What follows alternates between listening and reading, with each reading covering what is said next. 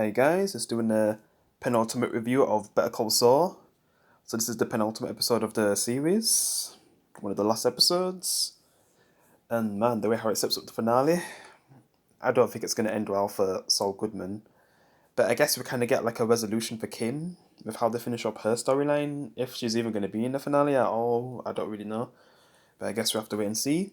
Because it mostly focuses on Kim anyway in this episode, so yeah. It kind of gives her like an ending, finishes off some loose ends, and we kind of see how her life is after the events of Better Call Saul and Breaking Bad. Yeah, because this is our first time, seeing it in present day from the events after Breaking Bad as well. Yeah, let alone Better Call Saul. Yeah, and I guess she kind of settled down. I guess had a nice life with someone who I don't know if she really loved. I mean, she's probably just happy that she, got some kind of happiness. She has a nice house, she has friends. But, it seems like she's a bit fake with him, though. She's not really her true self with them.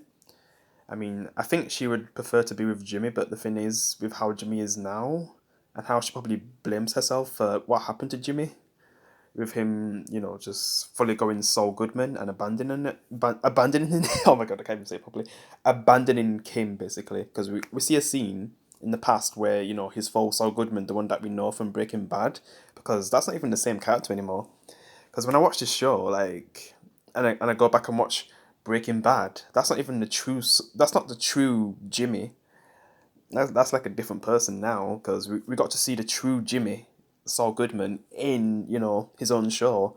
And that's what I love about Better Call Saul. It kind of gave better character development than Breaking Bad ever did.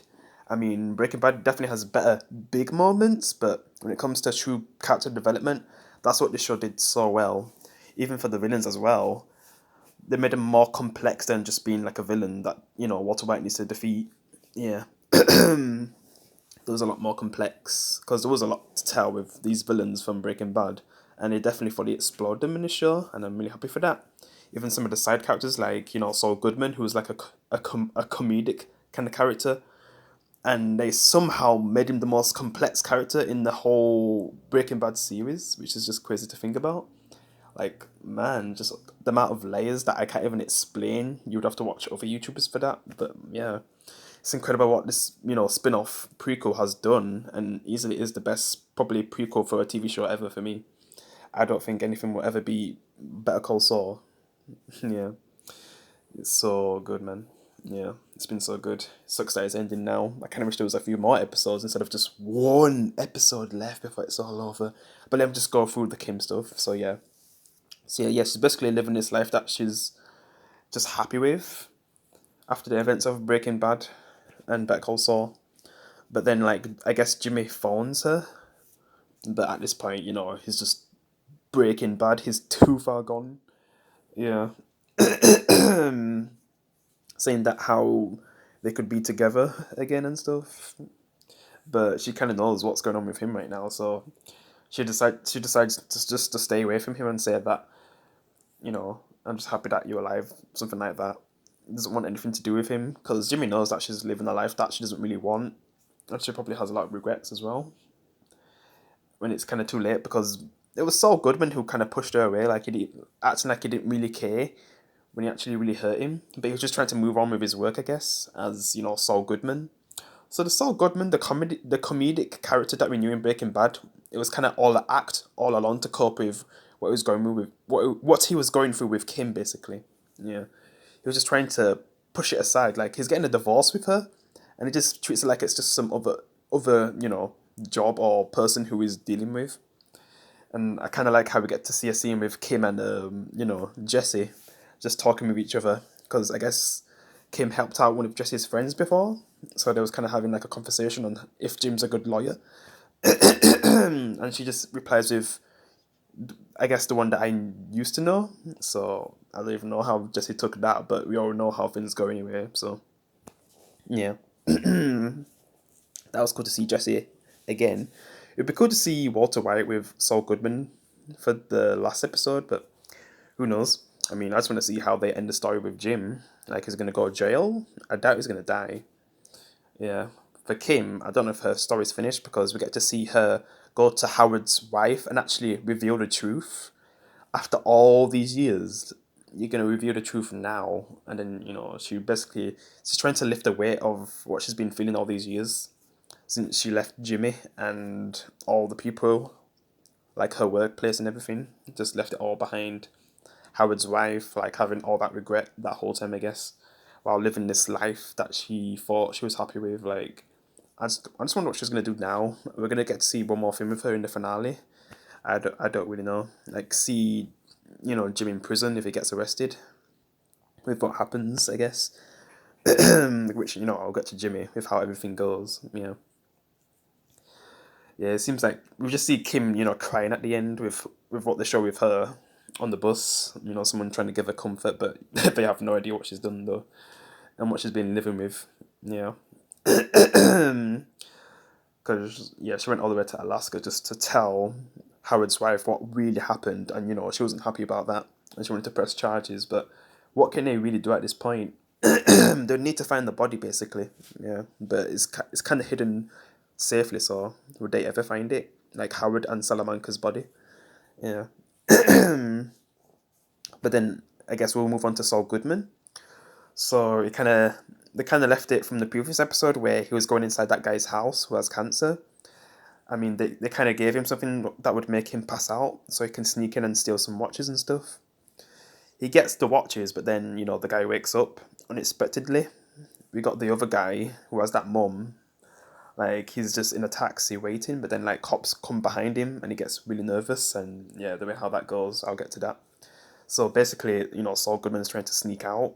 But he sees that, the guy's awake after he comes out of the toilet. He kind of turns around.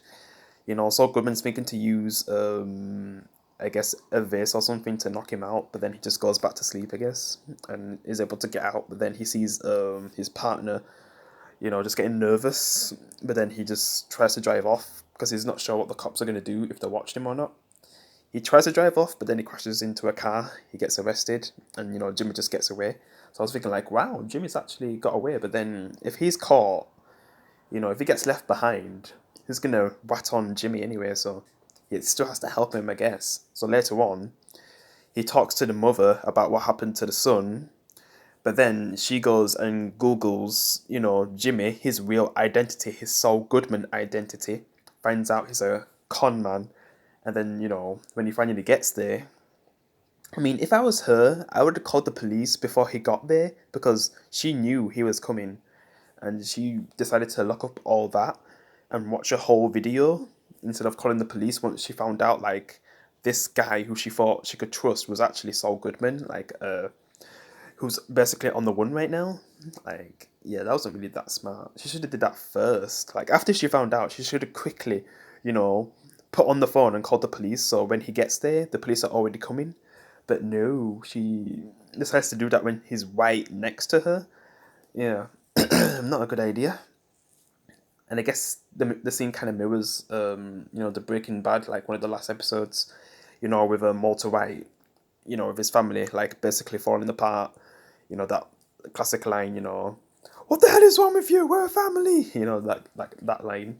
Just everything just falling apart at that moment. Like his son, is hating him now. Like him trying to take his daughter. Just all that emotion in that scene, man. Incredible. With this scene, we're basically starting to basically, just like how Walter realized that what he's doing is wrong. And that's what we see with Saul Goodman when he's trying to stop, the lady from calling the police and blowing the whistle to call the neighbors. Yeah, in that moment, he realizes how far he's really going, like taking this guy's mum's hostage, and instead he just lets it happen. He lets her blow the whistle, and then he just runs away, and the episode just ends. Yeah, so he's kind of on the one again. He can't really go back to his other place, so I guess we'll see what happens in the final episode. Yeah, I just think he's gonna get arrested. Yeah, that's how it's gonna end for him. So Walter White's dead. Jesse's basically in some new place, and Saul Goodman's gonna get arrested. As for Kim, I don't know what she's gonna do now. Is she gonna go back to her old life or turn herself in so she's in jail with Jim? I don't know. Guess we'll see in the finale, the final episode of the show next week. Yep. So that's my review of Better Call Saul, season 6, episode 12, Waterworks, the penultimate episode of the whole series. Man, I can't believe it's ending. But yeah, I guess I'll just leave the review here. Leave your comments down below. Tell me what you thought of the episode. I'll see you in the next one. Peace.